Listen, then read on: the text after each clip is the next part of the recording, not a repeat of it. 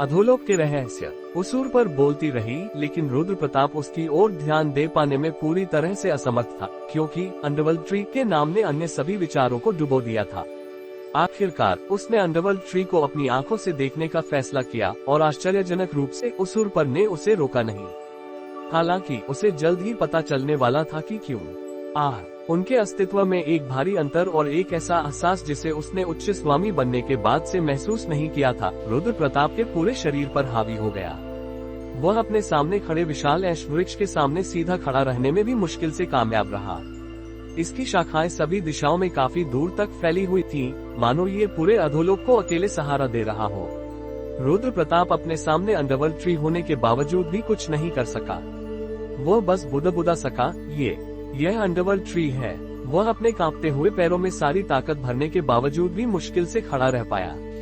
उसने पेड़ के तने को देखने के लिए अपना सिर उठाया, लेकिन उसके ऊपर की ओर देखना खत्म करने से पहले ही वह जमीन पर गिर गया।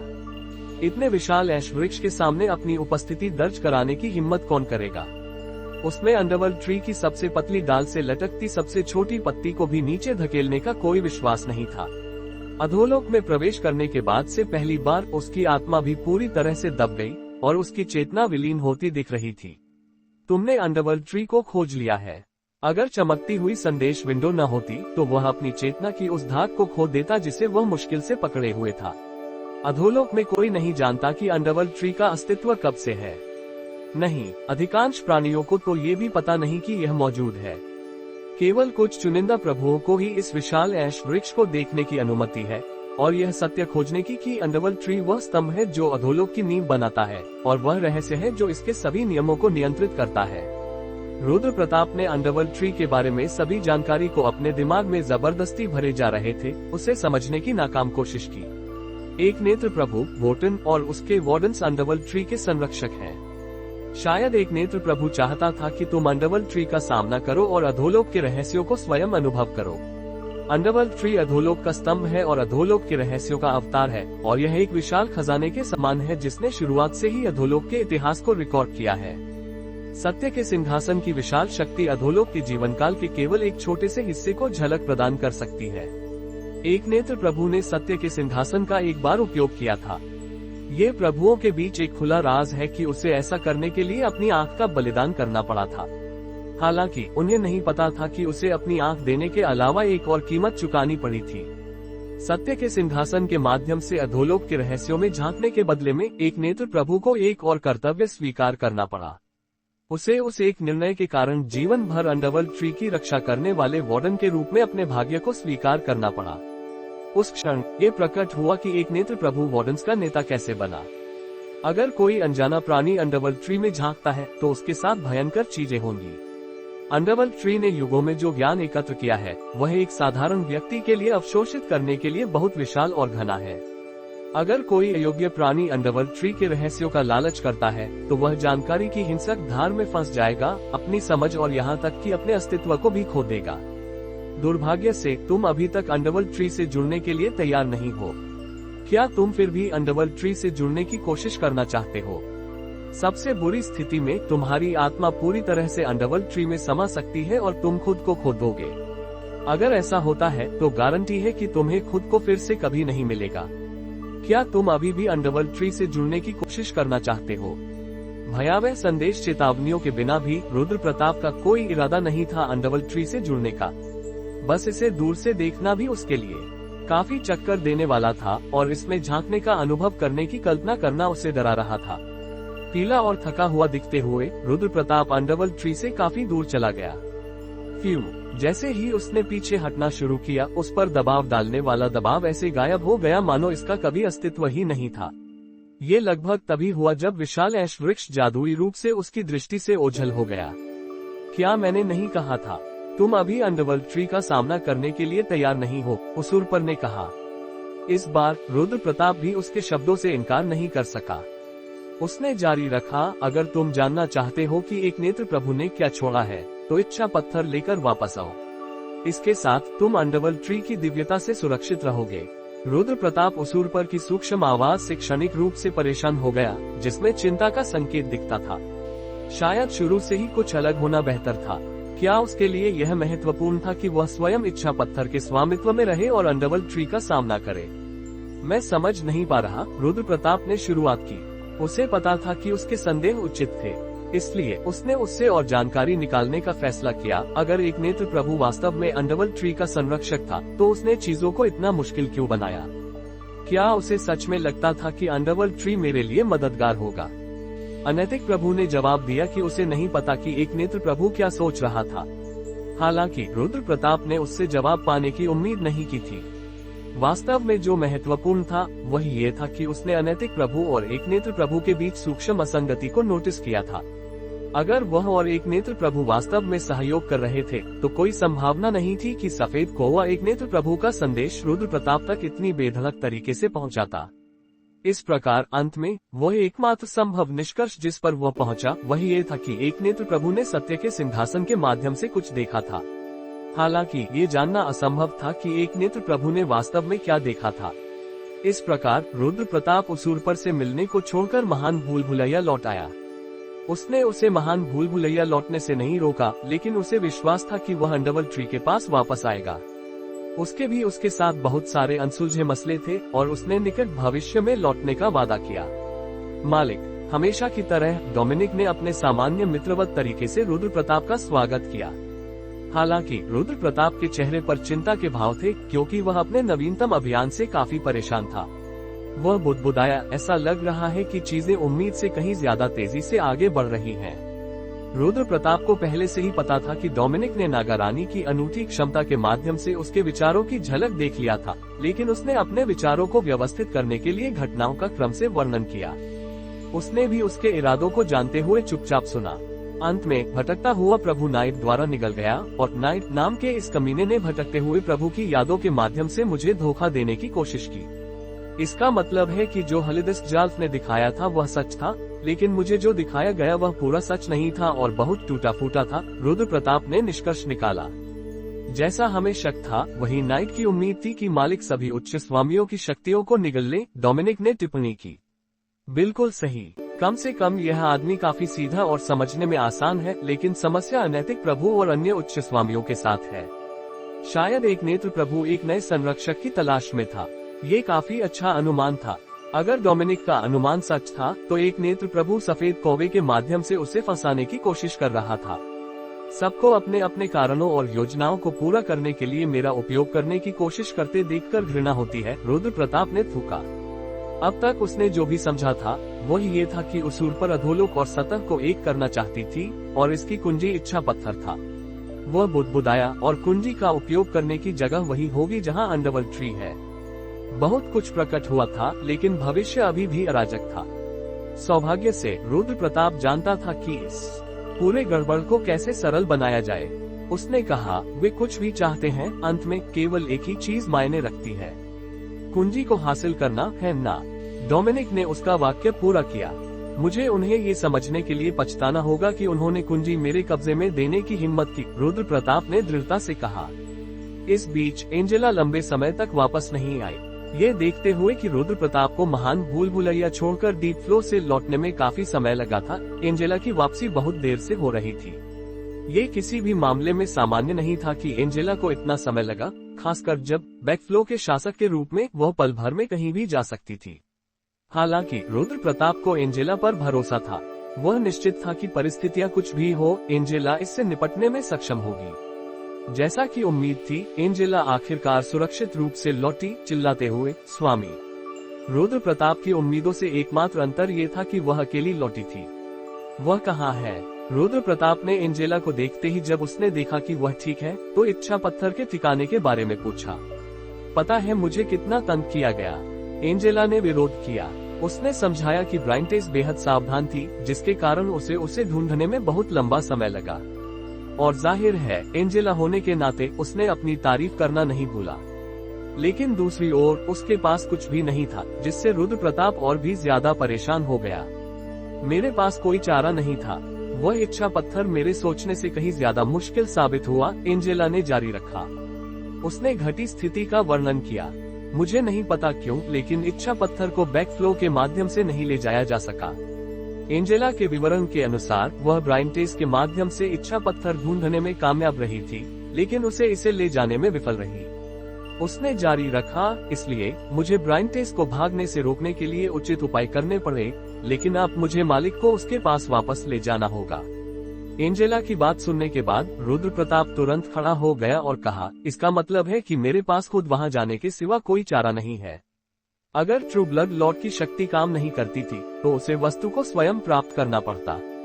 उसने कहा, बहुत अच्छा, मुझे मार्गदर्शन करो। उसके बोलना समाप्त होने से पहले एंजेला उसे रेड कैसल ले गई, फिर अधोलोक की एक और जगह पर। हालांकि जब वे बैक फ्लोर से बाहर निकले तो एंजेला ने स्पष्ट रूप से उलझन का शोर मचाया। ये निश्चित रूप से यही था। आसपास इसके होने का कोई संकेत नहीं है। क्या तुम सुनिश्चित हो कि यही स्थान है? रुद्र प्रताप ने पूछा। उसने एंजेला को अपने विचारों को इकट्ठा करने का मौका देने के लिए संक्षेप में अपने आसपास का निरीक्षण किया। एंजेला ने जल्दी से सिर हिलाया और जवाब दिया, ये निश्चित रूप से यही स्थान है। रेड कैसल के फाटक मेरी यादों के आधार पर जुड़े हैं। ये वह आखिरी जगह है जहां मैं थी, इसलिए यह बिना शक सही जगह है। जो उसने कहा उसके विपरीत, हालांकि आसपास अभी भी पूरी तरह से शांत था। तो क्या कोई संभावना है कि ब्राइंटेस भाग गई हो? रुद्र प्रताप ने पूछा। नहीं, उसने अपने सभी अंक खो दिए थे, तो वह कैसे भाग सकती थी? एंजेला ने जवाब दिया। एंजेला ने जो उपाय किया था वह रुद्र प्रताप के सोचने से कहीं ज्यादा विशाल था, लेकिन यह अभी उसके लिए जरूरी नहीं था। उसने आंखें निकालकर उससे फिर से सवाल किया। इसके अलावा भले ही वह चल पाती भी थी तो भी वह मेरी भूमिका के बिना स्वयं मालिक को ढूंढने आती। अभी भागने के बारे में सोचने का कोई कारण नहीं था, एंजेला ने कहा। एंजेला का तर्क काफी आकर्षक था। रुद्र प्रताप को देर से स्थिति की गंभीरता का एहसास हुआ और उसने खोज पर ध्यान केंद्रित किया। जब रुद्र प्रताप खोए हुए विचारों में था, एंजेला ने अचानक एक शब्द उच्चारित किया, मुझे मिल गया। एंजेला के वादे के विपरीत भ्रष्टता की रानी उस स्थान से काफी दूर थी जिसका उसने शुरू में वर्णन किया था। ब्राइंटेस कितनी दूर चली गई थी, ये देखकर रुद्र प्रताप को थोड़ी सी प्रशंसा का एहसास हुए बिना नहीं रहा। उसे खुद स्वीकार करना पड़ा कि जीवित रहने की इच्छा के मामले में वह भ्रष्टता की रानी के जितना दृढ़ नहीं था। लालच की शक्ति देखने में भयावह थी, लेकिन चूंकि यह एक बहुत ही खाना पुना खाने वाला था, ये केवल उन्हें ही खाता था जो इसके स्वाद के अनुसार थे। उन्होंने भ्रष्टता की रानी को एक ऐसी सुरंग में पाया जो इतनी अंधेरी थी कि रुद्र प्रताप नहीं बता सकता था कि यह किस मंजिल पर स्थित थी। यह विश्वास करना मुश्किल था कि वह दयनीय शरीर, जो दृष्टि से छिपने के लिए सुरंग के कोने में दुबका हुआ और कांप रहा था, उसी घमंडी काउंट का था जिसे वह जानता था। तुम काफी मेहनत कर रही हो, है ना? एंजेला ने टिप्पणी की। एंजेला ने ब्राइंटेस को भयंकर तरीके से सजा दी होगी, ये देखते हुए कि काउंट के पास कोई भी अंक सही नहीं था। फिर भी वैम्पायर के शब्द उतने ही शांत थे जितने पहले। दरअसल ये किसी ऐसे व्यक्ति से उम्मीद किया जाने वाला रवैया था जिसकी नजरें केवल अपने मालिक पर थीं और किसी और पर नहीं। और ब्राइंटेस ने एंजेला को देखा और उसकी आंखें पीली पड़ गईं, मानो अब तक के कष्ट को व्यक्त कर रही हो। उसकी चीखें एक डरे हुए जानवर जैसी लग रही थीं और उसकी स्थिति इतनी नाजुक थी कि लग रहा था वह किसी भी क्षण मर सकती है। तुम यहाँ तक कैसे आई? बुरा नहीं है, रुद्र प्रताप ने कहा। ब्राइंटेस के घबराए हुए दर्दनाक आहों को नजरअंदाज करते हुए वह खुद को झुकाकर भ्रष्टता की रानी की आंखों में देखने लगा। ब्राइंटेस, रुद्र प्रताप ने पुकारा। हालांकि वह शुरू में एंजेला से नजरें हटा नहीं पा रही थी, लेकिन रुद्र प्रताप के कई बार नाम पुकारने के बाद ब्राइंटेस ने आखिरकार उसकी ओर देखा। रुद्र प्रताप ने जारी रखा, मैं सौदे को पूरा करने यहाँ आया हूँ। सौदा? ब्राइंटेस बड़बड़ाए। उसे सच में बहुत पीड़ा हुआ था, ये देखते हुए कि वह उस सौदे को भी भूल गई थी जिसे उसने खुद पेश किया था। मैं उस सौदे को स्वीकार करता हूँ जो तुम्हारी सुरक्षा की गारंटी देता है, रुद्र प्रताप ने कहा। हालांकि ब्राइंटेस का शरीर एंजेला के अप्रत्याशित कठोर उपायों से कुछ हद तक क्षतिग्रस्त हो गया था, लेकिन रुद्र प्रताप ऐसी तुच्छ बातों की परवाह नहीं करता था। आखिरकार उसकी टूटी हुई हड्डियां और फटी हुई मांस समय के साथ ठीक हो जाएंगी। तुम अब सुरक्षित हो, उसने जारी रखा। ब्राइंटेस की आंखों में जीवन की एक झलक लौट आई जो दर्द और भय से ढकी हुई थी। वह चिल्लाई, सच में तुम मेरी सुरक्षा की गारंटी दे रहे हो? वह उस आशा को खोना नहीं चाहती थी जो उसने मुश्किल से प्राप्त की थी, इसलिए वह निराशा से रुद्र प्रताप से चिपक गई। रुद्र प्रताप मुस्कुराया, भले ही वह उस काउंट को देख रहा था जो किसी भी क्षण उसके पैर चूमने के लिए घुटने टेकने को तैयार थी। हालांकि उसकी मुस्कान के विपरीत उसकी आवाज में एक घातक ठंडक थी। जैसा उसने जारी रखा, जाहिर है इससे पहले तुम्हें मुझे वह देना चाहिए जो तुम मुझे देनी बाकी है ना? या यहाँ एक कराह के साथ ब्रायंटेस ने अपनी वस्तुओं में खोजा और एक मुट्ठी भर पत्थर निकालकर उसे आगे बढ़ा दिया।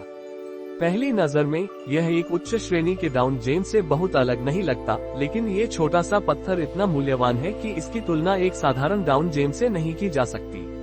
यह अद्वितीय खजाना हर तरह की आकांक्षाओं और इच्छाओं से भरा है और ये लंबे समय तक अधोलोक में भटकता रहा और आखिरकार सतह पर पहुंचा। मूल रूप से इच्छा पत्थर को केवल अधोलोक की शुद्धतम आकांक्षाओं से भरा जा सकता था। हालांकि टेरन की आकांक्षाओं से यह प्रदूषित हो गया है। कोई नहीं जानता कि यह एक अच्छी बात है या बुरी। हालांकि किसी भी स्थिति में इस शाश्वत खजाने का मूल्य कभी नहीं बदलेगा। तुमने इच्छा पत्थर को खोज लिया है, वह पत्थर जो इच्छाओं को पूरा करता है। यह एक साधारण पत्थर था जो कुछ खास नहीं दिखता था, लेकिन जैसे ही यह ब्रायंटेस के कब्जे से बाहर आया, रुद्र प्रताप अपनी नजरें उससे नहीं हटा पाया। लालच की शक्ति जाग उठी है। लालच की शक्ति इच्छा पत्थर को तुरंत निगलना चाहती है। तुम्हारी शक्ति अतिरिक्त ग्लटनी पागलपन के कगार पर है। इच्छा पत्थर के भीतर की ऊर्जा बस इतनी विशाल है। हालांकि रुद्र प्रताप ने उस पत्थर को केवल एक क्षण के लिए खालीपन से देखा। वह ठंडे पसीने में डूब गया क्योंकि उसके शरीर के भीतर से उठने वाली गर्मी आग की तरह जलने लगी। लालच की शक्ति चीख उठी है क्योंकि यह इच्छा पत्थर को तत्काल निगलना चाहती है। अनियंत्रित रूप से उसके भीतर उठी शक्ति व्यापक रूप से उठी, मानो वह अनियंत्रित होने वाली थी। अनजाने में उसने इच्छा पत्थर को पकड़ने के लिए अपना हाथ बढ़ाया, लेकिन उसने जबरदस्ती अपनी बाह को वापस खींच लिया। लालच की शक्ति अनियंत्रित होने लगी है। ये लालची शक्ति चाहती है कि तुम इच्छा पत्थर का सेवन करो। स्थिति खतरनाक है। तुम्हारी शक्ति नियंत्रण से बाहर होने लगी है। अगर तुम अपनी शक्ति पर नियंत्रण नहीं रख पाए तो तुम अपने ही लालच द्वारा निगल लिए जाओगे। यह क्या बकवास! रुद्र प्रताप ने सतह पर लापरवाह दिखते हुए नीचे की ओर शाप दिया, लेकिन अंदर से वह मृत्यु के कगार पर महसूस कर रहा था। जैसा संदेशों ने कहा था, इच्छा पत्थर को निगलने के लिए बेतहाश शक्ति को नियंत्रित करना आसान नहीं था। लालच लगभग नियंत्रण से बाहर था, अपनी खुद की इच्छा से उठ रहा था और काली ऊर्जा सभी दिशाओं में बिखरने लगी। और रुद्र प्रताप ने अपने दांत पीस लिए। अतीत में जब वह नहीं जानता था कि इसकी पहचान क्या थी, तो वह खुद को लालच के हवाले कर देता। लेकिन इस बार यह अलग था। लालच की शक्ति नाइट का प्रकटीकरण थी, अधोलोक का सबसे भयानक राक्षस, और रुद्र प्रताप इसे दबाने और इसे अपने भीतर समाहित करने की जबरदस्त कोशिश कर रहा था। ये स्पष्ट था कि लालच उच्च स्वामियों का विनाश करने और अधोलोक को हड़पने के लिए दृढ़ था।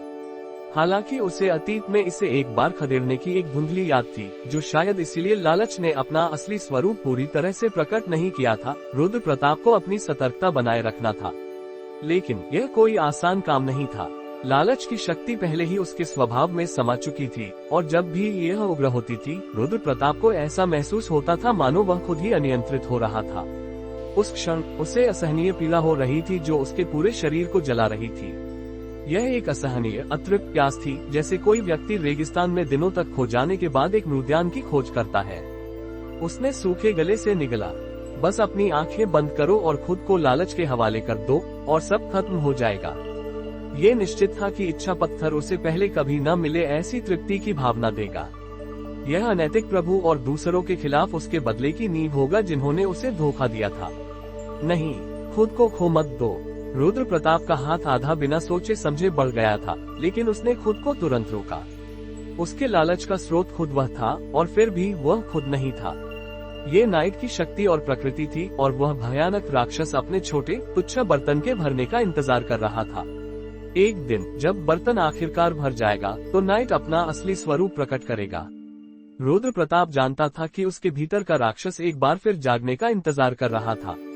अंधेरे के रूप में उभरने के बजाय जिसे एक बार हराया जा चुका था, यह एक नए शरीर के साथ पुनर्जागरण करने की कोशिश कर रहा था, जो सतह और अधोलोक दोनों को गले लगा सके, ताकि वह अधोलोक को एक बार फिर निगलने की कोशिश कर सके। नाइट लालची था, लेकिन यह इतना मूर्ख नहीं था कि उच्च स्वामियों की शक्ति को भूल जाए, और इस बार यह उन सभी को समाप्त करने के लिए दृढ़ था। इंसान का शरीर उस स्तर की नफरत और लालच का विरोध करने के लिए बहुत छोटा और तुच्छ था। भले ही उसने उच्च स्वामी की उपाधि प्राप्त कर ली हो और एक नया शरीर पा लिया हो, ये वही था। और फिर भी इंसान ने दृढ़ता दिखाई। लालच इतनी आसानी से हार नहीं मानेगा। तुच्छ इंसान के शरीर ने उन राक्षसों को खदेड़ने वाले एक नेत्र प्रभु की शक्ति का वारिस किया था और अपने कई दुश्मनों की शक्ति को समाहित किया था। ये निश्चित रूप से ऐसा शरीर इतनी आसानी से नहीं छोड़ेगा। इसके अलावा इंसान के शरीर के माध्यम से नाइट ने एक पूरी तरह से नई दुनिया देखी थी। ये केवल अंधेरे को जानने वाले अधोलोक की गहराइयों से निकल पाया था और सतह के अस्तित्व को जाना था। गर्म सतह राक्षस के लिए एक अविश्वसनीय रूप से स्वादिष्ट दृश्य था। नाइट नहीं चाहता था कि इंसान का शरीर तब तक बर्बाद हो जब तक कि उसकी खुद की भूख पूरी तरह से शांत न हो जाए। परिणाम स्वरूप उन 10 प्राचीन स्वामियों के इरादे को दबाना आसान नहीं था, जो कभी अधोलोक पर शासन करते थे, जिनके लिए ये राक्षस परेशानी का सबब था। इकलौती सांत्वना ये थी कि इंसान का शरीर उसकी भूख की गर्मी से पूरी तरह से नष्ट नहीं हुआ था। अभी वक्त नहीं है तुम्हारे अनियंत्रित होने का। रुद्र प्रताप ने अपने दांत पीस लिया। लंबा समय बीता। आखिरकार उसे महसूस हुआ कि गर्मी और प्यास धीरे धीरे कम हो रही थी। किसी बिंदु पर उसे अपनी प्यास बुझाने की जलती हुई इच्छा भी गायब हो गई। लालच की शक्ति शांत हो गई है, हालांकि अभी भी आश्वस्त होना जल्दबाजी होगी। लालच अभी भी उन्माद में है और अगर मौका मिला तो इच्छा पत्थर को फिर से निगलने की कोशिश करेगा। हालांकि अभी वह क्षण नहीं है। जब उसने संदेश देखा तो रुद्र प्रताप ने देर से एक गहरी सांस छोड़ी। जैसे ही उसने अधोलोक की ठंडी हवा में सांस ली, उसे अपने जलते हुए अंदरूनी अंग आखिरकार ठंडे होते महसूस हुए। अधोलोक के रहस्य तुम्हारे दृढ़ संकल्प को सम्मान देते हैं, क्योंकि तुमने भयंकर भूख और लालच पर काबू पा लिया। और आश्चर्यजनक रूप से अधोलोक के रहस्य तुम्हारा बकाया चुकाने के लिए दृढ़ प्रतिबद्ध दिखते हैं। इनाम अभी अज्ञात है। अगर तुम ये जानना चाहते हो कि वह क्या है, तो तुम्हें इच्छा पत्थर को उसके मूल स्थान पर वापस करना होगा। अगर तुम अधोलोक के खजाने को बरामद करते हो और इसे उसकी मूल स्थान पर पुनर्स्थापित करते हो, तो तुम्हें एक विशाल इनाम दिया जाएगा।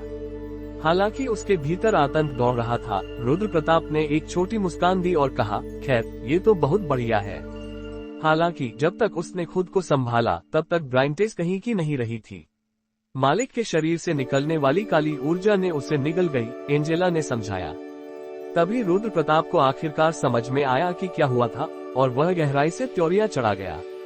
जाहिर था उसने इच्छा पत्थर के कारण इतना व्यस्त था कि वह ब्राइंटेस की उपस्थिति को पूरी तरह से भूल गया था। दुर्भाग्य से उसकी उदासीनता की कीमत उसका विनाश थी। मुझे उससे बहुत कुछ पूछना था। रुद्र प्रताप ने कड़वा मुस्कान दिया।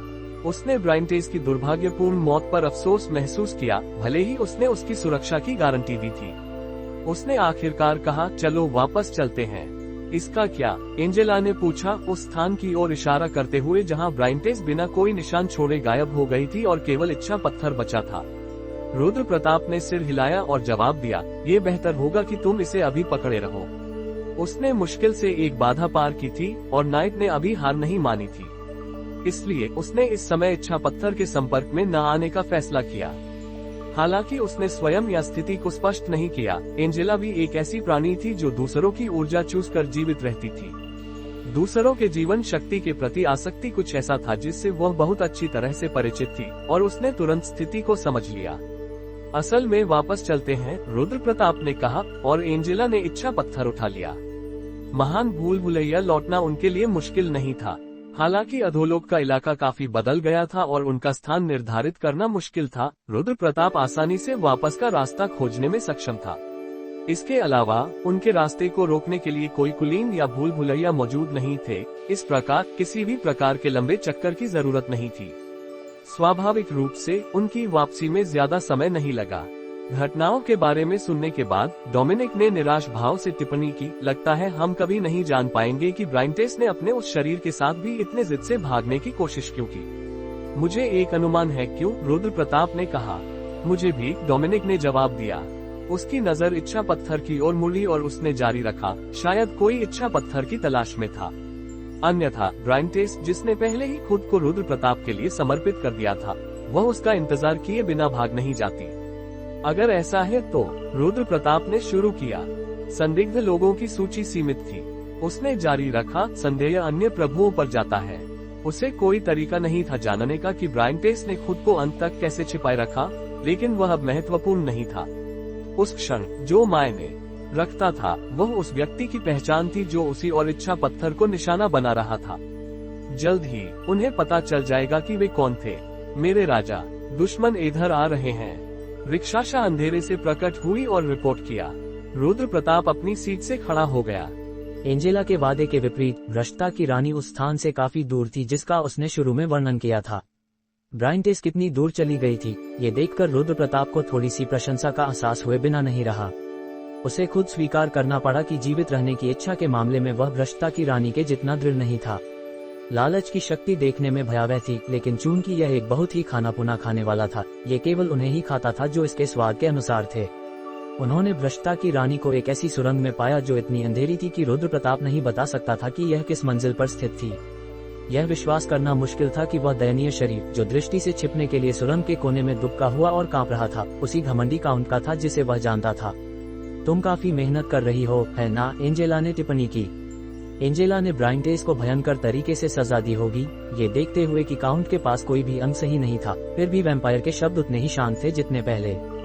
दरअसल ये किसी ऐसे व्यक्ति से उम्मीद किया जाने वाला रवैया था जिसकी नजरें केवल अपने मालिक पर थीं और किसी और पर नहीं। और ब्राइंटेस ने एंजेला को देखा और उसकी आंखें पीली पड़ गईं, मानो अब तक के कष्ट को व्यक्त कर रही हों। उसकी चीखें एक डरे हुए जानवर जैसी लग रही थीं, और उसकी स्थिति इतनी नाजुक थी कि लग रहा था वह किसी भी क्षण मर सकती है। तुम यहाँ तक कैसे आई? बुरा नहीं है, रुद्र प्रताप ने कहा। ब्राइंटेस के घबराए हुए दर्दनाक आंखों को नजरअंदाज करते हुए वह खुद को झुकाकर भ्रष्टा की रानी की आंखों में देखने लगा। ब्राइंटेस, रुद्र प्रताप ने पुकारा। हालांकि वह शुरू में एंजेला से नजरें हटा नहीं पा रही थी, लेकिन रुद्र प्रताप के कई बार नाम पुकारने के बाद ब्राइंटेस ने आखिरकार उसकी ओर देखा। रुद्र प्रताप ने जारी रखा, मैं सौदे को पूरा करने यहाँ आया हूँ। सौदा? ब्राइंटेस बड़बड़ाए। उसे सच में बहुत पीड़ा हुआ था, ये देखते हुए कि वह उस सौदे को भी भूल गई थी जिसे उसने खुद पेश किया था। मैं उस सौदे को स्वीकार करता हूँ जो तुम्हारी सुरक्षा की गारंटी देता है, रुद्र प्रताप ने कहा। हालांकि ब्राइंटेस का शरीर एंजेला के अप्रत्याशित कठोर उपायों से कुछ हद तक क्षतिग्रस्त हो गया था, लेकिन रुद्र प्रताप ऐसी तुच्छ बातों की परवाह नहीं करता था। आखिरकार उसकी टूटी हुई हड्डियां और फटी हुई मांस समय के साथ ठीक हो जाएंगी। तुम अब सुरक्षित हो, उसने जारी रखा। ब्राइंटेस की आंखों में जीवन की एक झलक लौट आई जो दर्द और भय से ढकी हुई थी। वह चिल्लाई, सच में? तुम मेरी सुरक्षा की गारंटी दे रहे हो? वह उस आशा को खोना नहीं चाहती थी जो उसने मुश्किल से प्राप्त की थी, इसलिए वह निराशा से रुद्र प्रताप से चिपक गई। रुद्र प्रताप मुस्कुराया, भले ही वह उस काउंट को देख रहा था जो किसी भी क्षण उसके पैर चूमने के लिए घुटने टेकने को तैयार थी। हालांकि उसकी मुस्कान के विपरीत उसकी आवाज में एक घातक ठंडक थी। जैसा उसने जारी रखा, जाहिर है इससे पहले तुम्हें मुझे वह देना चाहिए जो तुम मुझे देनी बाकी है ना? यह यहाँ। एक कराह के साथ ब्राइंटेस ने अपनी वस्तुओं में खोजा और एक मुट्ठी भर पत्थर निकालकर उसे आगे बढ़ा दिया। पहली नजर में यह एक उच्च श्रेणी के डाउन जेम से बहुत अलग नहीं लगता, लेकिन ये छोटा सा पत्थर इतना मूल्यवान है कि इसकी तुलना एक साधारण डाउन जेम से नहीं की जा सकती। यह अद्वितीय खजाना हर तरह की आकांक्षाओं और इच्छाओं से भरा है, और ये लंबे समय तक अधोलोक में भटकता रहा और आखिरकार सतह पर पहुंचा। मूल रूप से इच्छा पत्थर को केवल अधोलोक की शुद्धतम आकांक्षाओं से भरा जा सकता था। हालांकि टेरन की आकांक्षाओं से यह प्रदूषित हो गया है। कोई नहीं जानता कि यह एक अच्छी बात है या बुरी। हालांकि किसी भी स्थिति में इस शाश्वत खजाने का मूल्य कभी नहीं बदलेगा। तुमने इच्छा पत्थर को खोज लिया है, वह पत्थर जो इच्छाओं को पूरा करता है। यह एक साधारण पत्थर था जो कुछ खास नहीं दिखता था, लेकिन जैसे ही यह ब्राइंटेस के कब्जे से बाहर आया, रुद्र प्रताप अपनी नजरें उससे नहीं हटा पाया। लालच की शक्ति जाग उठी है। लालच की शक्ति इच्छा पत्थर को तुरंत निगलना चाहती है। तुम्हारी शक्ति अतृप्त, ग्लटनी, पागलपन के कगार पर है। इच्छा पत्थर के भीतर की ऊर्जा बस इतनी विशाल है। हालांकि रुद्र प्रताप ने उस पत्थर को केवल एक क्षण के लिए खालीपन से देखा। वह ठंडे पसीने में डूब गया क्योंकि उसके शरीर के भीतर से उठने वाली गर्मी आग की तरह जलने लगी। लालच की शक्ति चीख उठी है क्योंकि यह इच्छा पत्थर को तत्काल निगलना चाहती है। अनियंत्रित रूप से उसके भीतर उठी शक्ति व्यापक रूप से उठी, मानो वह अनियंत्रित होने वाली थी। अनजाने में उसने इच्छा पत्थर को पकड़ने के लिए अपना हाथ बढ़ाया, लेकिन उसने जबरदस्ती अपनी बांह को वापस खींच लिया। लालच की शक्ति अनियंत्रित होने लगी है। ये लालची शक्ति चाहती है कि तुम इच्छा पत्थर का सेवन करो। स्थिति खतरनाक है। तुम्हारी शक्ति नियंत्रण से बाहर होने लगी है। अगर तुम अपनी शक्ति पर नियंत्रण नहीं रख पाए तो तुम अपने ही लालच द्वारा निगल लिए जाओगे। यह क्या बकवास! रुद्र प्रताप ने सतह पर लापरवाह दिखते हुए नीचे की ओर शाप दिया, लेकिन अंदर से वह मृत्यु के कगार पर महसूस कर रहा था। जैसा संदेशों ने कहा था, इच्छा पत्थर को निगलने के लिए बेतहाश शक्ति को नियंत्रित करना आसान नहीं था। लालच लगभग नियंत्रण से बाहर था, अपनी खुद की इच्छा से उठ रहा था और काली ऊर्जा सभी दिशाओं में बिखर रही थी। उर्ग रुद्र प्रताप ने अपने दांत पीस लिए। अतीत में जब वह नहीं जानता था कि इसकी पहचान क्या थी, तो वह खुद को लालच के हवाले कर देता। लेकिन इस बार यह अलग था। लालच की शक्ति नाइट का प्रकटीकरण थी, अधोलोक का सबसे भयानक राक्षस, और रुद्र प्रताप इसे दबाने और इसे अपने भीतर समाहित करने की जबरदस्त कोशिश कर रहा था। ये स्पष्ट था कि लालच उच्च स्वामियों का विनाश करने और अधोलोक को हड़पने के लिए दृढ़ था। हालांकि उसे अतीत में इसे एक बार खदेड़ने की एक धुंधली याद थी, जो शायद इसीलिए लालच ने अपना असली स्वरूप पूरी तरह से प्रकट नहीं किया था। रुद्र प्रताप को अपनी सतर्कता बनाए रखना था, लेकिन यह कोई आसान काम नहीं था। लालच की शक्ति पहले ही उसके स्वभाव में समा चुकी थी, और जब भी यह उग्र होती थी, रुद्र प्रताप को ऐसा महसूस होता था मानो वह खुद ही अनियंत्रित हो रहा था। उस क्षण उसे असहनीय पीड़ा हो रही थी जो उसके पूरे शरीर को जला रही थी। यह एक असहनीय अतृप्त प्यास थी, जैसे कोई व्यक्ति रेगिस्तान में दिनों तक खो जाने के बाद एक मृद्यान की खोज करता है। उसने सूखे गले से निगला, बस अपनी आंखें बंद करो और खुद को लालच के हवाले कर दो और सब खत्म हो जाएगा। ये निश्चित था कि इच्छा पत्थर उसे पहले कभी न मिले ऐसी तृप्ति की भावना देगा। यह अनैतिक प्रभु और दूसरों के खिलाफ उसके बदले की नींव होगा जिन्होंने उसे धोखा दिया था। नहीं, खुद को खो मत दो। रुद्र प्रताप का हाथ आधा बिना सोचे समझे बढ़ गया था, लेकिन उसने खुद को तुरंत रोका। उसके लालच का स्रोत खुद वह था, और फिर भी वह खुद नहीं था। ये नाइट की शक्ति और प्रकृति थी, और वह भयानक राक्षस अपने छोटे तुच्छ बर्तन के भरने का इंतजार कर रहा था। एक दिन जब बर्तन आखिरकार भर जाएगा, तो नाइट अपना असली स्वरूप प्रकट करेगा। रुद्र प्रताप जानता था कि उसके भीतर का राक्षस एक बार फिर जागने का इंतजार कर रहा था। अंधेरे के रूप में उभरने के बजाय जिसे एक बार हराया जा चुका था, यह एक नए शरीर के साथ पुनर्जागरण करने की कोशिश कर रहा था, जो सतह और अधोलोक दोनों को गले लगा सके, ताकि वह अधोलोक को एक बार फिर निगलने की कोशिश कर सके। नाइट लालची था, लेकिन यह इतना मूर्ख नहीं था कि उच्च स्वामियों की शक्ति को भूल जाए, और इस बार यह उन सभी को समाप्त करने के लिए दृढ़ था। इंसान का शरीर उस स्तर की नफरत और लालच का विरोध करने के लिए बहुत छोटा और तुच्छ था। भले ही उसने उच्च स्वामी की उपाधि प्राप्त कर ली हो और एक नया शरीर पा लिया हो, ये वही था। और फिर भी इंसान ने दृढ़ता दिखाई। लालच इतनी आसानी से हार नहीं मानेगा। तुच्छ इंसान के शरीर ने उन राक्षसों को खदेड़ने वाले एक नेत्र प्रभु की शक्ति का वारिस किया था, और अपने कई दुश्मनों की शक्ति को समाहित किया था। ये निश्चित रूप से ऐसा शरीर इतनी आसानी से नहीं छोड़ेगा। इसके अलावा इंसान के शरीर के माध्यम से नाइट ने एक पूरी तरह से नई दुनिया देखी थी। ये केवल अंधेरे को जानने वाले अधोलोक की गहराइयों से निकल पाया था और सतह के अस्तित्व को जाना था। गर्म सतह राक्षस के लिए एक अविश्वसनीय रूप से स्वादिष्ट दृश्य था। नाइट नहीं चाहता था कि इंसान का शरीर तब तक बर्बाद हो जब तक कि उसकी खुद की भूख पूरी तरह से शांत न हो जाए। परिणाम स्वरूप उन 10 प्राचीन स्वामियों के इरादे को दबाना आसान नहीं था, जो कभी अधोलोक पर शासन करते थे, जिनके लिए ये राक्षस परेशानी का सबब था। इकलौती सांत्वना ये थी कि इंसान का शरीर उसकी भूख की गर्मी से पूरी तरह से नष्ट नहीं हुआ था। अभी वक्त नहीं है तुम्हारे अनियंत्रित होने का। रुद्र प्रताप ने अपने दांत पीस लिया। लंबा समय बीता। आखिरकार उसे महसूस हुआ कि गर्मी और प्यास धीरे धीरे कम हो रही थी। किसी बिंदु पर उसे अपनी प्यास बुझाने की जलती हुई इच्छा भी गायब हो गई। लालच की शक्ति शांत हो गई है, हालांकि अभी भी आश्वस्त होना जल्दबाजी होगी। लालच अभी भी उन्माद में है, और अगर मौका मिला तो इच्छा पत्थर को फिर से निगलने की कोशिश करेगा। हालांकि अभी वह क्षण नहीं है। जब उसने संदेश देखा तो रुद्र प्रताप ने देर से एक गहरी सांस छोड़ी। जैसे ही उसने अधोलोक की ठंडी हवा में सांस ली, उसे अपने जलते हुए अंदरूनी अंग आखिरकार ठंडे होते महसूस हुए।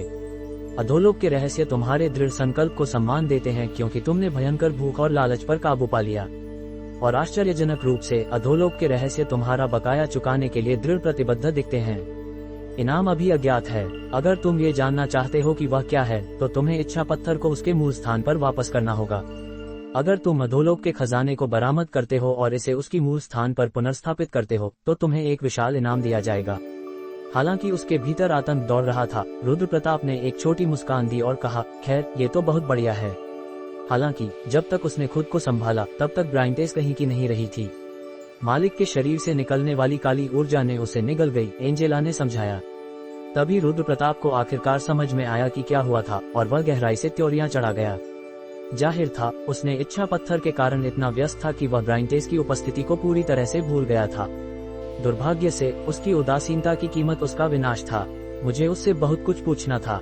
रुद्र प्रताप ने कड़वा मुस्कान दिया। उसने ब्राइंटेस की दुर्भाग्यपूर्ण मौत पर अफसोस महसूस किया, भले ही उसने उसकी सुरक्षा की गारंटी दी थी। उसने आखिरकार कहा, चलो वापस चलते हैं। इसका क्या? एंजेला ने पूछा, उस स्थान की ओर इशारा करते हुए जहां ब्राइंटेस बिना कोई निशान छोड़े गायब हो गई थी और केवल इच्छा पत्थर बचा था। रुद्र प्रताप ने सिर हिलाया और जवाब दिया, ये बेहतर होगा कि तुम इसे अभी पकड़े रहो। उसने मुश्किल से एक बाधा पार की थी और नाइट ने अभी हार नहीं मानी थी, इसलिए उसने इस समय इच्छा पत्थर के संपर्क में न आने का फैसला किया। हालांकि उसने स्वयं या स्थिति को स्पष्ट नहीं किया, एंजेला भी एक ऐसी प्राणी थी जो दूसरों की ऊर्जा चूस कर जीवित रहती थी। दूसरों के जीवन शक्ति के प्रति आसक्ति कुछ ऐसा था जिससे वह बहुत अच्छी तरह से परिचित थी और उसने तुरंत स्थिति को समझ लिया। असल में वापस चलते हैं, रुद्र प्रताप ने कहा, और एंजेला ने इच्छा पत्थर उठा लिया। महान भूल भुलैया लौटना उनके लिए मुश्किल नहीं था। हालांकि अधोलोक का इलाका काफी बदल गया था और उनका स्थान निर्धारित करना मुश्किल था। रुद्र प्रताप आसानी से वापस का रास्ता खोजने में सक्षम था। इसके अलावा उनके रास्ते को रोकने के लिए कोई कुलीन या भूल भुलैया मौजूद नहीं थे। इस प्रकार किसी भी प्रकार के लंबे चक्कर की जरूरत नहीं था। स्वाभाविक रूप से उनकी वापसी में ज्यादा समय नहीं लगा। घटनाओं के बारे में सुनने के बाद डोमिनिक ने निराश भाव से टिप्पणी की, लगता है हम कभी नहीं जान पाएंगे कि ब्राइंटेस ने अपने उस शरीर के साथ भी इतने जिद से भागने की कोशिश क्यों की। मुझे एक अनुमान है क्यों, रुद्र प्रताप ने कहा। मुझे भी, डोमिनिक ने जवाब दिया। उसकी नजर इच्छा पत्थर की ओर मुड़ी और उसने जारी रखा, शायद कोई इच्छा पत्थर की तलाश में था। अन्यथा ब्राइंटेस, जिसने पहले ही खुद को रुद्र प्रताप के लिए समर्पित कर दिया था, वह उसका इंतजार किए बिना भाग नहीं जाती। अगर ऐसा है तो, रुद्र प्रताप ने शुरू किया। संदिग्ध लोगों की सूची सीमित थी। उसने जारी रखा, संदेह अन्य प्रभुओं पर जाता है। उसे कोई तरीका नहीं था जानने का कि ब्राइंटेस ने खुद को अंत तक कैसे छिपाए रखा, लेकिन वह अब महत्वपूर्ण नहीं था। उस क्षण जो मायने रखता था वह उस व्यक्ति की पहचान थी जो उसी और इच्छा पत्थर को निशाना बना रहा था। जल्द ही उन्हें पता चल जाएगा कि वे कौन थे। मेरे राजा, दुश्मन इधर आ रहे हैं। रिक्शाशा अंधेरे से प्रकट हुई और रिपोर्ट किया। रुद्र प्रताप अपनी सीट से खड़ा हो गया। रुद्र प्रताप अपनी भूल भुलैया से बाहर निकला, केवल एक विशाल सेना का स्वागत करने के लिए जिसने इसे घेर रखा था, विभिन्न अजीबोगरीब जानवरों और दैत्यों। यह मौत का सघन एहसास था और अशुभ का जन्म था। युद्ध के मैदान को भरने वाले शब्द जुड़कर एक विशाल राक्षस का रूप लेने लगे। विलाप की अधिष्ठात्री द्वारा बुलाया गया एक भयानक विकृति युद्ध के मैदान पर प्रकट हो गई है। ये भयानक राक्षस, जिसने मृतकों के शवों को निगल लिया है और प्रेतों के क्रोध को जगाया है, विलाप की अधिष्ठात्री की शक्ति का सार है। मृतक, जिनसे जीवित लोगों के आराम करने का अधिकार छीन लिया गया था, उन्होंने जीवित प्राणियों से अंतहीन नफरत करना शुरू कर दिया है। हजारों मृतकों की गहरी नफरत ही इस क्रोधित राक्षस के पीछे की प्रेरणा है। मृत्यु की घनी ऊर्जा का यह अवतार जीवित शरीर को पत्थर बना देता है और उनकी आत्माओं को जमा देता है। मांस और खून से बना विकृति का फूला हुआ शरीर तड़प रहा था और आकार में बढ़ता जा रहा था। सौभाग्य से वालहॉल की रक्षा करने वाले आइनहेरिज्म मृतकों के समान हैं। वे विकृति की उपस्थिति से ज्यादा प्रभावित नहीं होते हैं। नागा अपने मालिक पर अंधे भरोसे के कारण विकृति से निकलने वाली मृत्यु की ऊर्जा पर काबू पाने में सक्षम थे। वे राक्षस की भारी उपस्थिति से लकवाग्रस्त नहीं होंगे। न तो वालहॉल की दीवारों पर इधर उधर दौड़ने वाले आइनहेरिजर और न ही किसी भी समय मोर्चे को मजबूत करने के लिए प्रतीक्षा कर रहे नागा विकृति से निकलने वाली मौत की हवा से प्रभावित थे।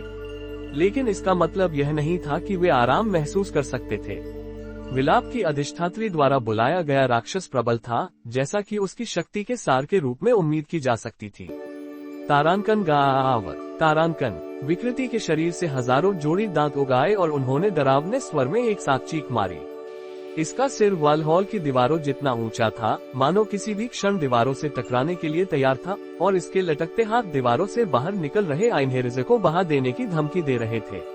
म्योल्निर के हमलों को उस राक्षस पर केंद्रित करो, रुद्र प्रताप ने भयंकरता से चिल्लाया। यह मायने नहीं रखता था कि विलाप की अधिष्ठात्री, जिसने अभी तक उसके प्रति अनुकूल रवैया दिखाया था, अब दुश्मन के पक्ष में क्यों थी। युद्ध के मैदान पर एकमात्र मायने रखने वाली बात ये थी कि कौन जीवित था और कौन मरा, और कैथरीन कभी भी उसकी सहयोगी नहीं थी। इसीलिए उसने बिना किसी हिचक के हमले का आदेश दिया और मॉरिगन और सफेद कौवा ने उसके आदेश का पालन किया। बिजली के दर्जनों बाण विशाल राक्षस पर लगे। एक क्षण के लिए जैसे ही यह चारों ओर जल उठा, इसका शरीर टुकड़ों में बंट गया, लेकिन उन छिछले घावों को एक पल में हजारों शवों को सोखकर ठीक कर लिया गया। तभी रुद्र प्रताप को एहसास हुआ कि विरोधी उच्च स्वामियों ने इतने अर्थहीन बलिदान क्यों किए थे। युद्ध के मैदान पर पड़े शव विकृति को बनाने की नींव थे। मैं भी इसे नहीं मार सकती, एंजेला ने टिप्पणी की। ऐसा लग रहा था कि उसे, जो आमतौर पर किसी भी चीज से हैरान नहीं होती, उस राक्षस ने थका दिया था जो कमजोरी का कोई संकेत नहीं दिखा रहा था। उसका चेहरा पीला पड़ गया। उसने उसे चेतावनी दी, मैं उस राक्षस में जीवन शक्ति की एक बूंद भी नहीं देख सकती, इसलिए मेरी कोई भी शक्ति इसके खिलाफ काम नहीं करेगी। रुद्र प्रताप के लिए यह बहुत अलग नहीं था। उसके नजरिए से राक्षस का केंद्र मृत्यु स्वयं था और लालच की शक्ति के लिए भी, जो आमतौर पर अपने रास्ते में आने वाली हर चीज को खा जाती थी, मृत्यु कुछ ऐसा नहीं था जिसे वह खा सकती थी। रुद्र प्रताप एक ऐसे विरोधी से मिला था जिस पर लालच की शक्ति भी काम नहीं कर रही थी, लेकिन वह पलक भी नहीं झपकाया।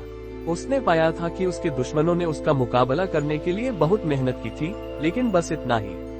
अगर वह उन्हें नहीं खा सकता था तो उसे उन्हें नष्ट करना होगा। मन बनाते ही रुद्र प्रताप विकृति की ओर बढ़ने ही वाला था कि एक संदेश पॉपअप हो गया। विलाप की अधिष्ठात्री ने नई विकृतियों को बुलाया है। हालांकि वे मूल विकृति से छोटे हैं, नई छोटी विकृतियां निपटना अधिक मुश्किल हो सकता है। 3 नई विकृतियां बुलाई गई हैं। अब ये बहुत ज्यादा हो गया। उस बिंदु पर रुद्र प्रताप को त्योरियां चढ़ाए बिना नहीं रहा। मूल विकृति वालहॉल की दीवारों की ओर भागा, जबकि बाकी रुद्र प्रताप की ओर भागे। कितनी सड़ी हुई बू, सड़े हुए शवों की बदबू से त्योरियां चढ़ाते हुए रुद्र प्रताप ने शांति से विकृतियों को रोका। तारांकन स्विश, तारांकन। एक पल में उनके शरीर कट गए, लेकिन राक्षसों ने अपने शरीर के क्षतिग्रस्त होने की परवाह नहीं की। आखिरकार उनके पास उपलब्ध शवों की संख्या के कारण वे चुनाव के लिए बिगड़े हुए थे। जैसा कि उम्मीद थी, उनके शरीर जल्दी से ठीक हो गए। सिग, रुद्र प्रताप का चेहरा कठोर हो गया। हालांकि उनकी पहली झड़प में वह ऊपर रहा, लेकिन विकृतियों के शरीर उससे कहीं अधिक मजबूत थे जितना उसने सोचा था। इस डर से यह एक लंबी लड़ाई होनी तय थी। जैसा उसने सोचा था, लड़ाई आसानी से खत्म नहीं हुई, और भी बदतर कुछ ड्यूक्स ने अपनी जान दे दी और विकृतियों ने उनके शरीर को सोख लिया। तब से यह एक थकाऊ क्षरण की लड़ाई बन गई। इस बीच आकाशीय दैत्य प्रभु और पशुजन राजा चल पड़े।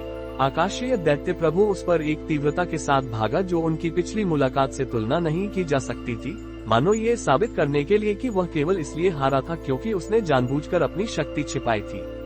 लेकिन आकाशीय दैत्य प्रभु से कहीं अधिक मुश्किल साबित होने वाला एक और विरोधी था, पशुजन राजा। वह एक विशाल भेड़िया में बदल गया और अविश्वसनीय रूप से फुर्तीला और भयंकर था। जहां भी उसके दांत लगे, रुद्र प्रताप का मांस फट गया, और जहां भी उसके पंजे खरोचे, एक खुला घाव बन गया। संकट की एक भावना रुद्र प्रताप पर हावी हो गई, जिसे पता था कि वह अपनी गर्दन ढीली करते ही टुकड़ों में फट जाएगा। तुमने इतने शक्तिशाली और मजबूत होने का नाटक किया, लेकिन देखो तुम कैसे फंसे हो।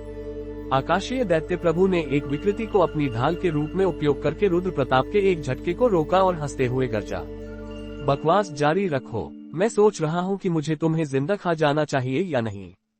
स्थिति आपातकालीन थी, लेकिन रुद्र प्रताप के पास अभी भी अपने शब्द वापस करने के लिए कुछ जगह थी। हालांकि उच्च स्वामियों के साथ साथ विकृतियों द्वारा हमला किए जाने के बावजूद रुद्र प्रताप ने धीमा होने का कोई संकेत नहीं दिया, जिससे आकाशीय दैत्य प्रभु की तंत्रिका खत्म होने लगे। बकवास, अगर तुम हमें निगल लोगे तो तुम भी बिना घायल हुए नहीं बचोगे, दैत्य ने कहा। वह गलत भी नहीं था। यही एक कारण था कि रुद्र प्रताप नागराज की शक्ति को सामने नहीं ला पा रहा था। रुद्र प्रताप के भीतर का राक्षस जो अभी भी अपनी रिहाई के लिए चीख रहा था, उच्च स्वामियों को निगलते ही तुरंत अपना असली स्वरूप प्रकट कर देगा और यहाँ तक कि उसके अपने शरीर पर भी कब्जा कर लेगा। यही वह आखिरी चीज थी जो वह चाहता था। इस प्रकार उसके पास अपनी खुद की ताकत पर भरोसा करके उच्च स्वामियों से निपटने के सिवा कोई विकल्प नहीं था। ऐसी स्थिति में जहां वह अपने शक्ति के सबसे बड़े स्रोत पर भरोसा करने में असमर्थ था, रुद्र प्रताप ने पाया कि आकाशीय दैत्य प्रभु और पशुजन राजा आसान विरोधी नहीं थे। आकाशीय दैत्य प्रभु ने अपनी मुट्ठी बढ़ाई और एक भारी गदे की तरह रुद्र प्रताप पर प्रहार किया। उसी समय पशुजन राजा अपना मुंह फैलाए उसकी ओर भागा, जबकि विकृतियां आगे बढ़ी। रुद्र प्रताप उनसे बचना चाहता था, लेकिन वह अपने दुश्मनों से घिरा हुआ था और आकाशीय दैत्य प्रभु की ताकत रोकने के लिए बहुत भारी थी। उसने एक विकृति को कुचलकर अपने विरोधियों की संयुक्त शक्ति को घटाने का विकल्प चुना। तुम कितने खोखले दिख रहे हो, आकाशीय दैत्य प्रभु ने शोक व्यक्त किया जब उसने रुद्र प्रताप की पीठ को पशुजन राजा के दांतों से फटा हुआ देखा। उसे बेकार भड़काओ मत, इससे हमें कुछ नहीं मिलेगा, पशुजन राजा ने टिप्पणी की। आकाशीय दैत्य प्रभु जल्दी से चुप हो गया और उसका चेहरा गंभीर हो गया। जाहिर तौर पर पशुजन राजा चिंतित था कि अगर रुद्र प्रताप को कोने में घेर दिया गया तो वह लालच की शक्ति का उपयोग कर सकता था। दैत्य ने जवाब दिया, कितनी समय पर सलाह? वह अभी इस विकल्प पर गंभीरता से विचार कर रहा है। अगर लालच की शक्ति का उपयोग किया गया तो लड़ाई केवल एक तरीके से खत्म होगी। रुद्र प्रताप, जिसने अब तक अपने सामने आने वाले सभी शक्तिशाली दुश्मनों के साथ उसी तरीके से निपटा था, उसे एहसास हुआ कि उसकी इंद्रियां सुस्त हो गई थी। अपने सबसे शक्तिशाली हथियार की हानि ने उसे इस सच्चाई को और समझने में मदद की। हालांकि उसने निराशा महसूस नहीं की। उसके पूरे शरीर में घावों से महसूस होने वाली जलती हुई पीड़ा, साथ ही उच्च स्वामियों और विकृतियों से निकलने वाला दबाव उसे ज्यादा जीवंत महसूस करा रहा था। हाँ, यही अधोलोक का असली स्वरूप है। रुद्र प्रताप ने बहुत सुखद ढंग से मुस्कुराया, उस तनाव को महसूस करते हुए जिसे उसने बहुत लंबे समय तक महसूस नहीं किया था। आकाशीय दैत्य प्रभु का पेट खराब हो गया जब उसने रुद्र प्रताप को इस तरह प्रतिक्रिया देखा, और वह फिर से उस पर टूट पड़ा। लेस देन मालिक, मुझे मदद करने दो। ग्रेटर देन, लेस देन नहीं, स्थिति का थोड़ा और निरीक्षण करो। मुझे यकीन है कि यह उनकी योजना का अंत नहीं है। प्रतीक्षा में रहो। Greater than. एंजेला ने रुद्र प्रताप की लड़ाई में मदद करने का अनुरोध किया, शायद अपने मालिक को दर्द में देखकर और नहीं रह सकी। हालांकि रुद्र प्रताप ने साफ इनकार कर दिया। उसे पता था कि तीनों उच्च स्वामियों ने उसके लिए जो तैयार किया था वह ये नहीं हो सकता था। विकृति वास्तव में एक प्रबल और शक्तिशाली दुश्मन थी। उच्च स्वामियों के संयुक्त हमलों से निपटना भी आसान नहीं था, लेकिन रुद्र प्रताप को अभी भी कुछ गुंजाइश महसूस हो रही थी, और वही चीज उसे चिंतित कर रही थी। कैथरीन एक सतर्क और चालाक औरत थी जिसने उसे पूरी तरह से धोखा दिया था। कोई संभावना नहीं थी कि वह अपने सच्चे रंग तब तक नहीं दिखाती जब तक कि वह अपनी योजनाओं में निश्चितता का स्तर महसूस नहीं करती। इस प्रकार वह एंजेला को वापस खड़े रखना चाहता था, बस एक संभावित स्थिति के लिए। लेस देन इच्छा पत्थर की रक्षा करो। तुम जहां हो वहां से स्थिति का निरीक्षण जारी रख सकती हो। ग्रेटर देन, लेकिन मुझे कुछ जानने की उत्सुकता है। रुद्र प्रताप ने अपने मन में एंजेला को अपने निर्देश दिए, जबकि मौखिक रूप से आकाशीय दैत्य प्रभु से पूछा, अगर तुम्हें इच्छा पत्थर की इतनी जरूरत थी तो क्या ये बेहतर नहीं होता कि तुम लोग खुद ही उसे खोजने निकले होते? सच कहूँ तो मेरी इसमें कोई दिलचस्पी नहीं थी। शायद भीषण युद्ध के बीच रुद्र प्रताप के लगातार टिप्पणियों से थक गए हो, न तो पशुजन राजा और न ही आकाशीय दैत्य प्रभु, जो धीरे धीरे पीछे हटने लगे थे, ने कोई जवाब दिया। इसके बजाय एक औरत की निम्न आवाज ने जवाब दिया, अगर तुम ऐसा सोचते रहते। कितना दुर्भाग्यपूर्ण। विलाप की अधिष्ठात्री, जो विकृतियों को भेजने के बाद पीछे रह गई थी, आखिरकार प्रकट हुई। कैथरीन, रुद्र प्रताप ने उसका स्वागत किया। तुमने अपना मन क्यों बदला? तुम अधोलोक और सतह के एकीकरण को रोकने की स्थिति में थे, कैथरीन ने कहा, एक अभिव्यक्ति के साथ जिसने संकेत दिया कि वह स्थिति को सच में दुर्भाग्यपूर्ण मानती है। रुद्र प्रताप ने जवाब दिया, क्योंकि मैं नहीं चाहता था कि कोई और कुंजी का उपयोग करे। जैसे ही कैथरीन प्रकट हुई, वे विकृतियां जो पीछे हट गई थीं, धीरे धीरे मुड़ी और वालहॉल के करीब पहुंच गईं। उनके पार रुद्र प्रताप देख सकता था कि जो दैत्य और विभिन्न जानवर जो आराम कर रहे थे, वे भी हिलने लगे थे। बस इतना ही? कैथरीन ने पूछा। जबकि रुद्र प्रताप कैथरीन को सुन रहा था, वह युद्ध के मैदान का निरीक्षण करना बंद नहीं किया। धीरे धीरे उसने अपनी सेना की घटती ताकत को नोटिस करना शुरू कर दिया। भले ही वालहॉल कितना भी शक्तिशाली क्यों न हो, विकृतियों और उच्च स्वामियों की सेनाओं के लगातार हमलों का सामना करना मुश्किल था। यहाँ तक कि म्योल्निर को भी अत्यधिक उपयोग के कारण रिचार्ज होने में अधिक समय लग रहा था, और अब आइनहेर्जर किले से बाहर बह रहे थे और बुराई का सामना कर रहे थे। रुद्र प्रताप को मिली एकमात्र सांत्वना ये थी कि दुश्मन एक निश्चित बिंदु से महान भूल भुलैया के करीब जाना बंद कर दिया था। इसीलिए तुम उस खजाने को पकड़े हुए हो? कैथरीन ने एक आकस्मिक अभिव्यक्ति के साथ फिर से पूछा, स्पष्ट रूप से युद्ध के मैदान पर स्थिति कैसे खुल रही है, इसके प्रति जागरूक। अन्य उच्च स्वामी कैथरीन के युद्ध में शामिल होने के बाद से ऐसा महसूस कर रहे थे। मैं वही हूँ जो उत्सुक हूँ। उन्हें देखते हुए रुद्र प्रताप ने अपना सवाल पूछा, तुम्हें इच्छा पत्थर की जरूरत क्यों है? क्या अधोलोक और सतह का एकीकरण कुछ ऐसा है जो तुम लोग सच में चाहते हो? कैथरीन उसके सवाल पर मुस्कुराए और फिर हंसने लगी। रुद्र प्रताप ने अपने साथ बेवकूफ बनाए जाने की भावना से त्योरियां चढ़ा ली। हालांकि उसने शांति से कैथरीन के हंसना थमने का इंतजार किया। माफ करना, मैं बस हंसे बिना नहीं रह सकी। कैथरीन ने लंबे समय तक हंसने के बाद मुश्किल से बोलना शुरू किया, और हालांकि उसने मौखिक रूप से माफी मांगी, वह अभी भी अपनी हंसी को रोक नहीं पा रही थी। इतना मजाक क्या है? रुद्र प्रताप और नहीं रह सका और उसने पूछा कि कैथरीन लगातार क्यों हंस रही है। कैथरीन ने अपनी आंखें सिकोड़ी, मुश्किल से अपना जवाब देते हुए, ये बहुत मजेदार है कि तुम अभी भी सतह और अधोलोक के एकीकरण और इस तरह की बातें कर रहे हो। यह क्या है? रुद्र प्रताप ने खुद से सोचा, क्या हाथ में सबसे बड़ा काम दोनों क्षेत्रों का एकीकरण नहीं था? लेकिन कैथरीन के रवैये ने संकेत दिया कि उसे इस मामले से कोई मतलब नहीं था। उसने उसे देखा, सोचते हुए कि क्या वह ब्लफ कर रही थी। लेकिन चाहे वह कितना भी देखता, कैथरीन की प्रतिक्रिया असली लग रही थी और उसमें कोई अतिशयोक्ति के संकेत नहीं थे। तुम्हें अभी भी समझ नहीं आया है ना? कैथरीन ने घमंड से कहा। आकाशीय दैत्य प्रभु और पशुजन राजा दोनों के चेहरे पर भी वही भाव थे, ऐसा महसूस करते हुए कि वह एकमात्र व्यक्ति था जिसे महत्वपूर्ण जानकारी का पता नहीं था। रुद्र प्रताप ने और भी दबे हुए स्वर में कैथरीन पर दबाव डाला, मुझे समझाओ ताकि मैं समझ सकूं। खैर, मैं वाकई नहीं चाहती, कैथरीन ने जवाब दिया।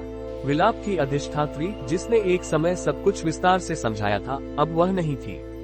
अपना असली रंग प्रकट करते हुए वह कोई भी जानकारी देने को तैयार नहीं लग रही थी। इसके बजाय उसने कहा, इसे छोड़ो, क्या तुम्हें यह नहीं सोचना चाहिए कि तुम यहाँ से कैसे जीवित निकलोगे? रुद्र प्रताप के प्रति शत्रुतापूर्ण 3 उच्च स्वामी थे। हालांकि उसके पास एंजेला थी, उसका सबसे शक्तिशाली हथियार लालच की शक्ति अनुपलब्ध था। इस तथ्य को जानते हुए कैथरीन काफी आराम से लग रही थी। मुझे नहीं लगता कि यह स्थिति उतनी बुरी है जितनी तुम बना रही हो, रुद्र प्रताप ने कहा। क्या? कैथरीन ने जवाब दिया। वह चमकदार ढंग से मुस्कुरा रही थी, लेकिन उसकी काली आंखें जितनी डरावनी हो सकती थी उतनी ही थी। जैसे ही रुद्र प्रताप ने उसके चेहरे का भाव देखा, उसे पता चल गया कि यह उसके दुश्मनों की योजनाओं का अंत नहीं था। कैथरीन ने घमंड से कहा, तुम अपनी पूरी ताकत नहीं ला पाओगे क्योंकि तुम डरते हो कि नाइट तुम्हारे शरीर पर कब्जा कर लेगा और तुम्हारी प्यारी छोटी वैम्पायर सक्रिय रूप से तुम्हारी मदद नहीं कर पाएगी क्योंकि वह कुछ रक्षा करने में बहुत व्यस्त है। दूसरी ओर हमारे पास अभी भी बहुत कुछ बाकी है। ये बहुत घिसा पिटा और एक आम खलनायक की बात जैसा लगता है, लेकिन देखो, हमने अभी तक अपनी शक्तियों का पूरा दायरा प्रकट नहीं किया है। एक ऐसी दुनिया में जहां मारना और मरवाया जाना नियमित था, यह आम था कि जब तक कोई अपने दुश्मन का जीवन समाप्त करने के लिए तैयार न हो, तब तक अपनी शक्तियों का पूरा दायरा पहले से प्रकट न करे। इसलिए जब उच्च स्वामियों ने कहा कि वे बहुत अधिक शक्ति बचाकर युद्ध में प्रवेश किया है, तो उनका मतलब वाकई यही था। लेकिन फिर भी रुद्र प्रताप हंसा। उसकी अनुचित रूप से फुर्तीली अभिव्यक्ति, जिसमें उसके होठों का एक कोना मुस्कुराहट में मुड़ा हुआ था, संकट में फंसे आदमी जैसी नहीं लग रही थी। शायद इसीलिए कैथरीन का चेहरा, जो पूरे समय आराम से लग रहा था, टूट गया।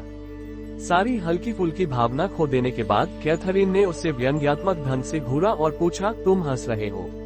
इस स्थिति में तुमने इतनी सावधानी से इतने लंबे समय तक तैयारी की? ईमानदारी से मैं सच में हैरान हूँ, रुद्र प्रताप ने टिप्पणी की। उन्होंने इस वर्तमान स्थिति को कितने समय पहले देखा था? बहाली के बाद सामने आई बची हुई ड्यूक की विशाल सेनाओं को देखकर रुद्र प्रताप दुश्मन की तैयारियों की सीमा और उन चालाक चालों पर हैरान रह गया जो उन्होंने उसके करीब आने और उसकी विनम्रता जीतने के लिए चली थी। ऐसा लगता है उच्च स्वामी होने की सबसे बड़ी बात इसके साथ आने वाली शक्तियां नहीं है, बल्कि दूसरों को झूठ बोलने और धोखा देने की क्षमता है, रुद्र प्रताप ने जारी रखा, और उसका हर शब्द सच था। ठीक अनैतिक प्रभु की तरह अन्य उच्च स्वामी भी दूसरों को धोखा देने में समान रूप से कुशल थे। कोई नहीं बता सकता था कि उनके सिर में कितने विचार चल रहे थे, इस हद तक कि उनके होठों से निकला एक भी शब्द आसानी से भरोसा नहीं किया जा सकता था। उच्च स्वामी ऐसे ही प्राणी थे और वे सत्य से ज्यादा झूठ बोलने के लिए अधिक प्रवृत्त थे। लेकिन तुम लोग एक महत्वपूर्ण तथ्य को भूल रहे हो, रुद्र प्रताप ने आत्मविश्वास से कहा। विलाप की अधिष्ठात्री और अन्य उच्च स्वामियों द्वारा तैयार किए गए जाल सच में घातक थे, लेकिन जितना अधिक ऐसा लगता, रुद्र प्रताप के होठ उतना ही अधिक मुस्कुराने लगे। अन्य उच्च स्वामी थे, कैथरीन सहित, जो बेचैन होने लगे थे। कैथरीन ने अधिक सतर्क होना शुरू कर दिया और पशुजन राजा का चेहरा भारी हो गया। आकाशीय दैत्य प्रभु को पहले ही एक बार आसानी से हराया जा चुका था और वह स्पष्ट रूप से बेचैन लग रहा था। अपनी बेचैनी को और न रोकते हुए उसने घबराते हुए पूछा, हम क्या भूल रहे हैं? हालांकि रुद्र प्रताप ने उच्च स्वामियों को फुर्ती से देखा, मानो उसका उन्हें तुरंत जवाब देने का कोई इरादा नहीं था। उन लोगों को देखना सच में एक खुशी थी जो कुछ देर पहले तक ये बताकर घमंड से शेखी बघार रहे थे कि वह उनके जाल में फंस गया था, अब इतनी बेचैनी से व्यवहार कर रहे थे। अंत में वह और नहीं रह सका और फिर से जोर शोर से हंसने लगा। मुझे लगता है कि हमें अपनी मूल योजना पर टिके रहना चाहिए और समय बर्बाद नहीं करना चाहिए। मुझे इसके बारे में बुरा एहसास हो रहा है, पशुजन राजा ने बुदबुदाया। रुद्र प्रताप की आंखें चमक उठी। उसे एहसास हुआ कि पशुजन राजा की अधीरता के आधार पर वह यह अनुमान लगा सकता था कि कैथरीन 3 उच्च स्वामियों की वास्तविक नेता थी। रुक जाओ, कैथरीन ने कहा। ये बिल्कुल वैसा ही था जैसा रुद्र प्रताप ने अपेक्षा की थी। जैसे ही कैथरीन ने वे शब्द उच्चारित किए, पशुजन राजा ने असंतोष के भाव के साथ सिर हिलाया और एक कदम पीछे हट गया। एकमात्र चीज जो अपेक्षा से अलग थी वह ये थी कि उसका नेतृत्व उसके अनुमान से कहीं अधिक मजबूत था। बताओ, हम क्या भूल रहे हैं? कैथरीन ने पूछा। रुद्र प्रताप ने जवाब देने से पहले लंबे समय तक चुप रहा। अगर दूसरों को धोखा देना और उनके सिर पर पीछे से वार करना तुम्हारा विशेष कौशल है। उसकी नजर अचानक दूर किसी जगह की ओर मुड़ी। जैसा उसने जारी रखा, तो तुम्हें यह नहीं भूलना चाहिए कि मैं भी एक उच्च स्वामी हूँ, है ना? जैसे ही उसने बोलना समाप्त किया, दूर से भयंकर दहाड़ने और धमाकों की आवाजें आने लगी। कोई नहीं देख सकता था कि वे कहां से आ रही थी, लेकिन ये पहले से ही इतना तेज था कि कानों को बहरा देने वाला था। ये पशुजन राजा ने अपने लंबे भेड़िए की थूथन से हवा को सूंघा और चिल्लाया, रीपा कबीला आ रहा है। उसके बोलने के पहले ही दूर से एक काली और अशुद्ध ऊर्जा निकलने लगी। वह अशुभ ऊर्जा, जो अधोलोक में भी अलग थी, रीपा कबीले से आ रही थी, जो उच्च स्वामियों के प्राकृतिक दुश्मन थे। तारांकन उच्च स्वामियों को स्थिति का विश्लेषण करने का मौका भी नहीं मिल पाया था कि उन्होंने अपनी पिछली पंक्तियों में छोड़े गए कुलीन सैनिक चिल्लाने लगे। उनकी मजबूत पंक्तियां एक पल में चौड़ी रूप से टूट गईं, और रीपा की काली सेना बांध के रास्ते पानी के रिसने की तरह उन दरारों से बहने लगी। शुरू में केवल छोटे राक्षस प्रकट हुए, लेकिन जो बाद में आए वे इतने विशाल राक्षस थे कि उच्च स्वामियों को आश्चर्य होना था कि उन्होंने उन्हें अभी तक कैसे नोटिस नहीं किया था। तुम नहीं, कैथरीन ने राक्षसों को देखकर रुद्र प्रताप की ओर मुड़कर चिल्लाया। अगर तुम्हारा विशेष कौशल किसी पर अनपेक्षित हमला करना है, तो मेरा विशेष कौशल पूरे युद्ध के मैदान को पलट देना है, रुद्र प्रताप ने घमंड से कहा। युद्ध का मैदान खुद अराजकता बन गया और उच्च स्वामियों की सेनाएं, जो अचानक उनके पीछे से हमला करने वाले राक्षसों के खिलाफ अपना बचाव करने में असमर्थ थीं, एक पल में बह गईं। रुद्र प्रताप ने मजाक करते हुए जारी रखा, क्या तुम्हें मदद नहीं करनी चाहिए? तुम्हारे सैनिक कितने भी कुलीन क्यों न हो, अपने प्रभुओं की मदद के बिना वे रीपर्स का सामना नहीं कर सकते। स्थिति पूरी तरह से उलट गई थी। अब कैथरीन और उच्च स्वामी खतरे में थे। वे हताशा में अपने दांत पीस रहे थे, क्योंकि वे रीपर्स को काली मौत की लहरों की तरह आगे बढ़ते हुए देख रहे थे, जो उनके कुलीन समन को आसानी से कुचल रहे थे। इस लड़ाई में रीपर्स को घसीटना, तुम सच में पागल हो, पशुजन राजा ने गुस्से से गरजा। रुद्र प्रताप ने झुंझलाहट में अपने कान खुजलाने का नाटक किया और आराम से टिप्पणी की, जिस तरह तुम लोगों ने कुलीनों को इसमें घसीटा, मैंने खुद के लिए कुछ उपयोगी मदद पाली। कैथरीन ने अपनी अभिव्यक्ति कठोर करते हुए जवाब दिया, कुलीन और रीपर अलग अलग प्रकार के प्राणी हैं। कुलीन मुनाफे और लाभ से प्रेरित होते हैं और उन्हें नियंत्रित किया जा सकता है, लेकिन रीपर केवल अपने रास्ते में आने वाली हर चीज को नष्ट और खा जाना जानते हैं। अगर वे अधोलोक से गुजरेंगे तो कुछ भी नहीं बचेगा। पशुजन राजा और आकाशीय दैत्य प्रभु ने सावधानी से एक दूसरे को देखा और फिर चल पड़े, जल्दी से उस जगह की ओर भागे जहां समन थे और लड़ाई में उनके साथ शामिल हो गए। हालांकि विलाप की अधिष्ठात्री वहीं खड़ी रही। तो रुद्र प्रताप ने चुस्ती से जवाब दिया। तो का मतलब? कैथरीन ने झल्लाहट में अपना सीना पीटते हुए जवाब दिया। क्या तुम जानते भी हो कि तुमने क्या किया है? हालांकि रुद्र प्रताप ने स्टोइक बने रहना जारी रखा। कैथरीन ने जारी रखा, ऐसा लग रहा है मानो तुम समझ नहीं पा रहे। अगर हम रीपर्स को नहीं रोकेंगे तो अधोलोक सूख जाएगा। और नहीं, मुझे लगता है तुम समझ नहीं पा रही। रुद्र प्रताप ने उसे काट दिया। उसने जवाब दिया, अधोलोक मरता है या नहीं, इसका मुझसे क्या लेना देना?